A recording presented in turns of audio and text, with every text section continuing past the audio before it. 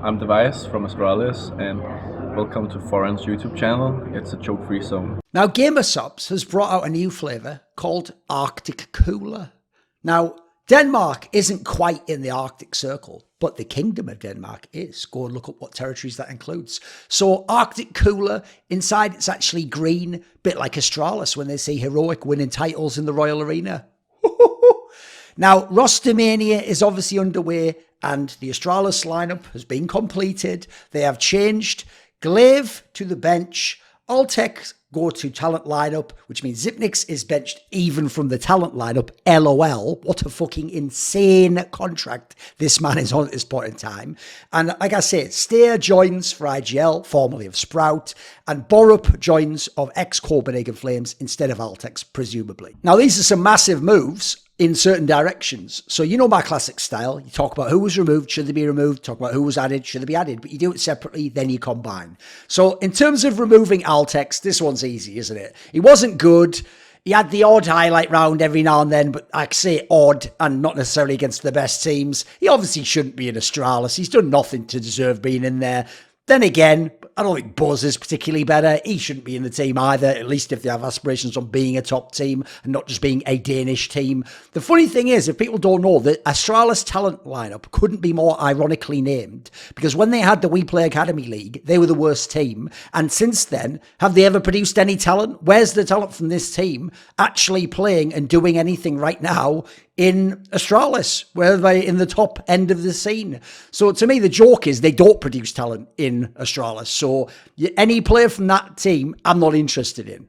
Now, as far as Glaive being replaced, it's hard to see, innit? But at the same time, how can you really argue with it? You know what I mean? Like, it's not like he didn't have any pieces. He, at one point, had the actual GOAT lineup and was doing badly online. Then he had some solid pieces like b0RUP and Megas and stuff that they could have done things with if they'd have wanted to play b0RUP. Then later he had Device with Blame F. Like, it's not like he hasn't had any players, boys. I mean, yeah, look, I'll give you this. I thought Lockie was a bomb. He never should have been there, although he was better than Altekz and Bots. But Farley was all right. He could actually AWP. You could have done something with him. I think you just did a bad job with it. Actually suggests to me Device did a lot more with that mobile AWPing style and had a lot more autonomy than people realise. It certainly wasn't a system AWPer in that regard. By the way, kind of funny, isn't it? Because I've always been riding for my boy MSL, even though I've always said Glaive's the GOAT IGL. That if you give Glaive an MSL type lineup, MSL would win lands with that, including tier 1 lands with the kinds of players we're talking about. You give Glaive them, it's nowhere close to winning lands with these lineups. Just curious, isn't it? By the way, meanwhile, MSL has never had dupreeh, Device, this level of player. Since Glaive came back from his break back in 2020, where he had the doctor's note and he was burned out, and then he came back initially and Megas was still IGLing and they won Pro League or whatever. Then he became the IGL again. They got a few online wins off. They were a top team. They actually won Team of the Year from HLTV, even though I sort of feel like it was Vitality spiritually, quite frankly. Then you still had the great lineup. You put together the OG lineup that won the 3 majors together. They were shit in early 2021. Does no one remember that? They were actually really bad. They were tanking it. It was looking really bad. It's no wonder Device left. Device left also for things with his girlfriend. He went over to Sweden, looked way better, quite frankly. He was still playing great CS. They weren't back in Astralis. But they got to the first ever LAN, and quite frankly, because of online factors, because how many years it had been, they had a nice run. Glaive and Carrigan both just called a good event. They got to like semis each. They both just upset a bunch of the better teams from online. You thought, all right, yeah, there's still something here. Hey, maybe if you keep these players, we can do something. Then, obviously, you had the mess up at the major. Stockholm was just irrelevant. So out went dupreeh and Megas. I mean, why would ever let these players go? I don't know. Oh, wait, because they wanted to go. Them and Zonic wanted to leave. Get the fuck away from this org. Almost like you haven't run this org very well when people like that run away. By the way, those 3 people have all won a majors since then. How's Astralis doing at majors? Oh, they don't even qualify for them anymore. Interesting. But you got in Config and Blame F because the contracts have run out in complexity, and Config apparently just wasn't loyal to Jason Lake despite the things Jason Lake had done for him. Weird how that works, isn't it? Doesn't even give him a chance to really make a case he can stay. But, you know, he is known to be something of a whimsical figure at times, right? Then they basically had the initial run when they debuted these players at Blastfall in the Royal Arena. They got third, there were some close games. They beat some big teams, beat Heroic, for example. Then after that, they were basically irrelevant. until about 8 months later when they had a top 4 run at IEM Cologne. It was a weird Cologne with a lot of upsets. They didn't have to beat any really big names. It's just a very strange event. But they got the top 4 run. Okay, that's pretty legit. Massive event, prestige event. Then nothing again. Fuck all at the majors during this time period, by the way. Stockholm, irrelevant, even with some of the great players. Antwerp, just nothing going on completely there. Then you didn't even qualify for the last 2 majors. Look, one of them were Config. I'll give you a slight break. I get it. He couldn't travel. He fucked the team up. But the last one, like, that's just on you guys. Like, that, you have to get it done at this point in time, right? So just nothing at all aside from those few results. Then Device came back, gave him a shot in the arm, started playing way better than he had any business to for someone who had a year off. But it's Device. And quite frankly, you only went as far as he hard carried them. And at that last Delan, where he started falling off a little bit again, couldn't do it, could they? Couldn't get it going at all. I have to say, I'm not one of these people like a sports ball guy who just flips hard 180 or the other. I go gradually as the results come in and as I think about the scenario. This last period without this top players that won the major, it actually has shaken Glaive's GOAT case a bit. Not totally, because you can just take the prime Astralis period and say, right, you put your prime period against mine, I was the GOAT. I'm fine with that. I might even probably still edge it towards Glaive, quite frankly. I'd have to really sit down and do the deep dive. I do think there's some very compelling arguments to Carrigan, which I was making from 3-4 years ago, which have just gotten better and better and better as each year went on and have aged beautifully. I certainly think right now Carrigan's a much, much better IGL. I think he was during the period when Glaive was away, obviously. It's hard to weigh up. Depends on whether we're talking just IGL or we're talking IGL with the results you got or what you did with the players. That's the interesting part, right? It's probably something that in the future I will dive into in a video. The problem I have with the Glaive angle is this. He signed up for this shit. And what? To get the bag. Now, people go, yeah, but he has a family and that. In that case, he didn't care as much about CS. It wasn't about being on top. In that case, accept the results then. Okay, you got the bag. You've got your contract. Your bench. No doubt you're going to make a bunch of money still. Okay, cool. I don't hate on you. You had your excellent period. I just don't like my style would be, if you keep playing, you play to try and be the best. You play to go all out.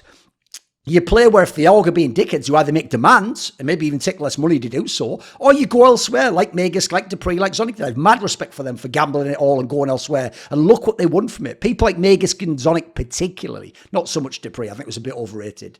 Then I just consider when Glaive wasn't with the super stacked lineups that he inherited from Carrigan, and then later when he got Magisk by pure fluke where he wanted Kirby, then Zonic wanted Config, and then they got Magisk because Zonic fucked up and Kirby signed elsewhere. My problem is when I think of the period before, he was brilliant in Western Wolves for like a brief period of time, 3 to 5 months? Then after that, there was just that terrible period. He was going to majors. Everyone forgets that part. Then there was the wasteland where no one wanted to play with him because of the bullshit he pulled. And basically, he just got to come back to Astralis because there was no one left. They didn't want to recruit MSL into their team at the time. And also, he was in a good team that was winning tournaments and people don't know. They didn't want to go and get some 3rd, 4th guy. They didn't want to go out and get a Snappy who was also irrelevant at this time. So they gave Glaive a shot. I've heard they were even going to give him a shot potentially back when Fetish was going to finish up in late 2014. But he finally got his crack. And yeah, you know what? He did a fantastic job. He really did do possibly the best IGLing job ever. But my point I'm making here is, except for when everything was going his way, doesn't always seem like a guy that's locked in. Seems like a guy that can get distracted or loses motivations or values family over his career. Now, that's fine as a human. I'm talking about the idea of like, in your career, I can't value that. You don't get points for valuing your family over your career, in your career, logically. So this is the problem. We made this point on Hot Take Point made last year, and I think it's exaggerated because I don't really know if Huxley was worse than him. But let's be real. Carrigan, Cadian and Snappy have all been better than Glaive these last couple of years. They're all Danish. So that means that at a minimum, Glaive was at best the 4th best IGL. If you think Huxley was better, and look, he had better pieces, and I think Glaive could have done something with those pieces too, then he'd be the 5th best. And if you actually think the Staehr guy was some rising talent, maybe at the moment he's the 6th best. In that scenario, yeah, maybe you do have to go. You know what I mean? I mean, look, there's certainly international teams, I would say, if he's up for it, depends how much he wants to leave Denmark, maybe you give it a try, you try and buy him, but the problem is the buyout's probably going to be huge. That's the problem. This contract kills both partners, the team and the player, if they're not both all in on it and not going to provide each other what's necessary to win. I actually think the dumbest thing Astralis did that shows how mismanaged they were is for PR purposes. They signed Zipnix and Glaive, and they missed that, like, look, Glaive in theory was very important, but he didn't have a Zonic with him, the man that did it all, or that rather that helped him do it all as the IGL. To me, you missed the whole point. Like, Device was you must have. You had to keep him. Then after that, you needed to keep probably Magisk because Dupree was getting older. Then maybe Dupree, then Glaive, then Zipnix. So you did it all wrong. You did all wrong. Now, look, if he was in his prime, maybe it goes Device, Glaive, Magisk, Dupree. I don't even hate that. Or Dupree goes third. Or there, that's fine. That's all good. But they took those pieces apart. And eventually, what was left? Nothing, even when you had some of the players. Then you've got to consider, you've replaced them with who? So Staehr seems interesting. For Glaive, I'm assuming, pretty interesting move. Like, does seem like he was a prospect. It does look to me like they cynically just waited for like his contract to run out or something, so you don't have to pay a buyout. They are such a cheapo org, Astralis. They don't sign talent. That's the irony of the academy team that they have, right? Aside from Device, you're going to go, what about Device? Device is different because, first of all, you already sold him and got something for that. And then secondly, you can go to shareholders, sponsors, investors and go, look, we want to get back Device. He's going to be a big name. It's enormous for our team. Sell a lot of you can do all that shit. You can't do that with just like a random, but you can't do it like Yabby. No one gives a fuck. No one knows him in Denmark in the same way, mate. Then my biggest problem with the Staehr angle is this. I'll give him his chances. I don't know, just like Evil Genius's team, look, should be going for number one. I don't know that he should be getting his chance in Astralis, but the problem I have isn't Staehr. I think he might end up being good. I give him a good chance, give him a run. If he has the pieces, he has some good pieces. Now let's see what he can do. My issue is this. Now you've completely erased the what if of if Glaive ever returned to his glory. If you ever could have motivated him, put the right pieces on, it doesn't matter now. He's not there. Therefore, is Staehr going to be as good as Prime Glaive? Seems very unlikely, doesn't it? Since, as far as I can tell, only one or two players ever were. Maybe if I'm being cheeky, I say existence, except for the majors, right? Then, how about this? You add b0RUP. My lord, what an underwhelming pickup this is. This is more underwhelming than watching b0RUP play CS. Way back in the day, when it was tricked, going into heroic, this was the guy that was hyped. This is the guy, actually, the Hundens of the world were saying is going to be the star, not the Bobskis and certain and other people in the scene. This was the guy who's supposed to be the fragger, who you're supposed to be impressed by. What an underwhelming player he has been since he never made it as a star. Now, apparently, it's implied by the quote they're using him for a role. Because they say, in relation to b0RUP, he is a player we know well. He has been brought in for the specific role in the system we want to play. And I expect him to contribute a lot. This is the nobody fucking coach to put in place with the team and his teammates. He is only 23 and he brings in a lot of useful experience. And with these 5 on the roster, I have a strong belief we have found a better balance in the team and will come out will come out with a lot of energy and firepower. They just miswrote that part. Like, the problem here is he didn't even look good online with nobodies. Actual nobodies playing against nobodies. So they claim it's for the roles. Just whatever, bro. I guess he's a veteran, so maybe he'll do what you say and he has a little bit of line experience and I don't know, mate. This just doesn't seem like the move, does it? Think of all the Danish talent that exists in the world. This is really the move for you. So to me, you've taken a literal heroic reject. Before heroic was even that good, by the way. How this org has fallen. They're just irrelevant now. If you know in League of Legends, they're also somewhat irrelevant in that game too. They just hope that they get the odd like cheap pickup, like a leader or something like that, or Kobe, who can mad overperform, and then they're almost relevant.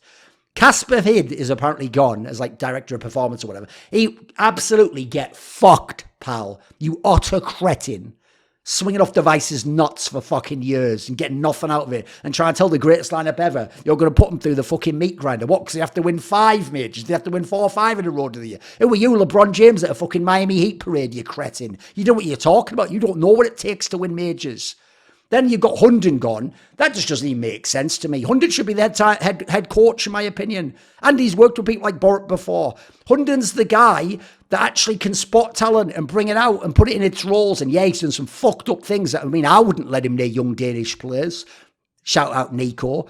But I do think if you wanted to just be cynical like the Astralis org is and get big results, this was the guy to keep. So I'm assuming he was a Casper Hid pickup. Also, he already did his job, didn't he? And helped destroy Heroic from inside out like a fucking double agent. What a little rat that guy is. Then you got this angle that everyone's ignoring. Who's the coach of this team? Excuse me. They should have kept trace, by the way. Who's the coach of this team? Oh, could anyone name it without looking at the article? Could you fuck? Are we going to pretend Zonic did nothing in the GOAT lineup? Why are we calling him the GOAT coach before he won with fucking Vitality then? If he did something, and now there's no Glaive. Bro, Device isn't Device from 2018 yet. Blame F's good, but he sure as fuck isn't Magisk or Dupree from 2018, 2019. What are we working with here? So to me, the overall lineup, my issue is what is there to believe in? I'm a massive Device fan, so I'm going to enjoy watching him. He could be very good again. I think he has the potential to get top 5, top 10. I think he's that talented and that special player with that kind of mindset. Blame F is a big producer, but he has that strange style that does mean sometimes the impact isn't always as crazy, even though I do think it's somewhat underrated sometimes. Staehr's a nice prospect. b0RUP is absolutely whatever. Why are you here? How the fuck did you get in Astralis? But then again, we're worse players than you have been in Astralis. 3, 4, 5 of them at this point in time over the last couple of years, so whatever. Buzz shouldn't even be there, like fucking whatever his name is, Dante from Clerks in the first movie.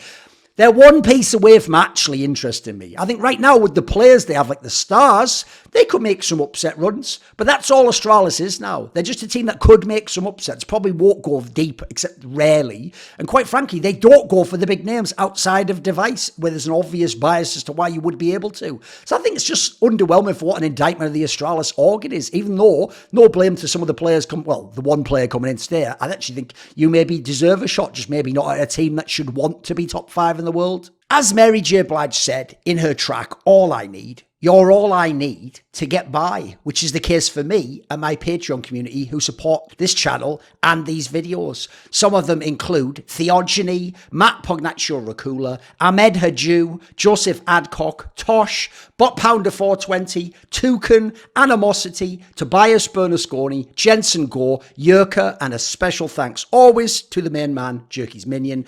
Would you like to ask a question in my regular video AMA? Do you want teasers? Find out who upcoming guests are. Maybe you want to suggest a topic or a guest for my content, or you want to take part in one of those longer esports discussions with me where we go all over the place. Well, if any of those grab your fancy, put your money where your mouth is, join the Risk Illuminati today via the Patreon link in the description box below.